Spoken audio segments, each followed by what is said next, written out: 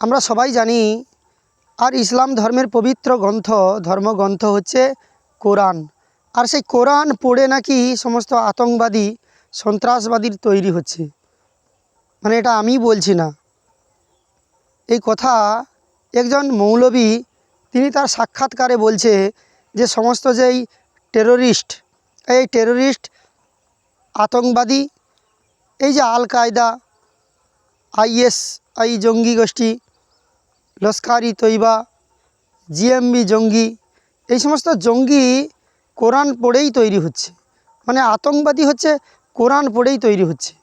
এই কথাটা একজন মৌলবী বলছে, তার বক্তব্য আপনারা শুনুন।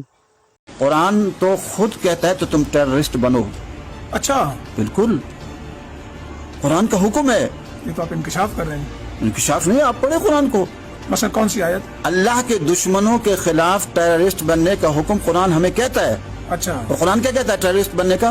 अल्लाह के लेकिन अल्लाह वालों के खिलाफ नहीं, उसका लेकिन फैसला वो अल्लाह कैसे के होगा? दुश्मन है। उसका फैसला कैसे होगा सर? यहाँ पर तो एपीएस में आके मासूम बच्चों को सुने, मारा, सुने। आपने मुजम्मत भी बात नहीं की थी। वो आयत तो मैं पेश कर दूंगा। हाँ जी, कुरान कहता है वो आइदू लहुम मस्तताअतुम मिन कुव्वा, जो तुम्हारी कुव्वत है वो तैयार करो। ठीक है, वो मेरी रिबातुल खैल, उस जमाने में घोड़े थे, आज और चीजें आ गई। और आगे क्या फरमाया? तुरहिबून बिही अदुव्वल्लाह, जो अल्लाह के दुश्मन है उन्हें क्या करो? डराओ।